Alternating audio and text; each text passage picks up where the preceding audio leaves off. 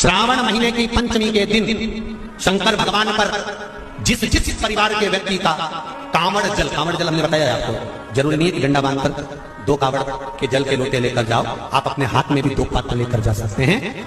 पंचमी तिथि के दिन हाथ में 2 लोटे जल के, 2 कलश जल के जब हम शंकर भगवान को चढ़ाते हैं तो ऊपर जो कमंडल होता है शिव जी के ऊपर जलधारी होती है, जिसमें जया, विषहरा, शामली, बारी, दौतली और देव शंकर भगवान की 5 बेटियां जिसमें विराजमान होती हैं। जब हम जल समर्पित करते हैं, हमारे पीढ़ी में, परिवार में अगर कोई अधोगति में मर गया होता है, कुंवारी अवस्था में चले गया होता है, गर्भ में मर गया होता है, गर्भ के बाहर निकलकर भी अगर कुंवारी अवस्था में चले गया होता है, तो श्रावण महीने की दोनों पंचमी पर परिवार का अगर कोई एक व्यक्ति भी जल चढ़ा देता है शंकर भगवान पर, तो सर्प की योनि में नहीं पड़ता, जीव मुक्त हो जाता है, प्रेत योनि में सर्प की योनि से मुक्त हो जाता है। पंचमी कौन सी तिथि? पंचमी, चाहे वो शुक्ल पक्ष की हो चाहे वो कृष्ण पक्ष की। शिव महापुराण की कथा कहती है, आपको सुख अनुभव हो जाए। कार्य जिंदगी में कभी संपदा कम नहीं हो सकती, संपदा बढ़ती ही चली जाती है।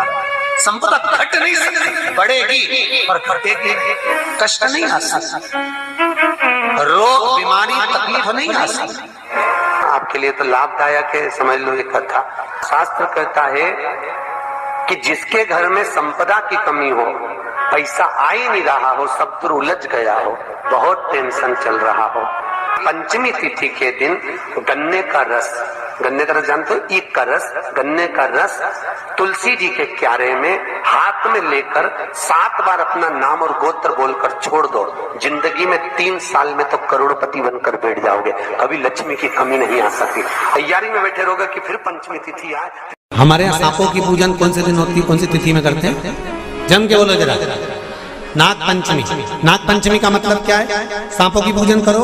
नाग पंचमी का मतलब होता है शंकर जी के मंदिर में जाकर 1 लोटा जल समर्पित कर दो। उसका कारण क्या है कि हमारे परिवार में, हमारे कुटुंब में, परिवार में कोई 7 पीढ़ी के अंतर्गत भी अगर कोई जीव तड़प रहा होता है, पड़ा हुआ होता है, उसकी मुक्ति नहीं होती है, तो पंचमी का चढ़ा हुआ जल उस जीव को प्राप्त हो जाता है और वो जीव तर जाता है, उसका फिर जन्म नहीं होता, वो तर।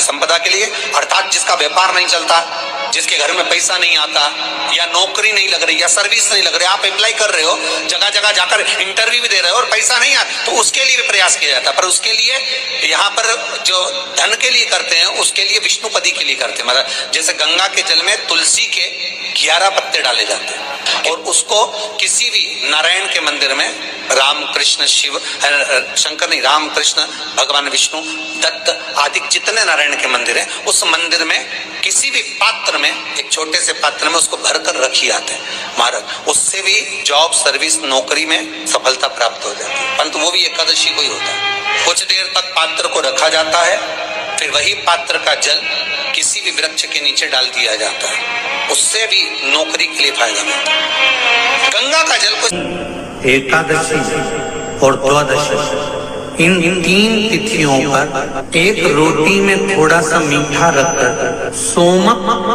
पितृ का नाम लेकर यदि गाय को खिला दिया जाता है, तो अगर कोई पूर्वज प्रेत योनि में भी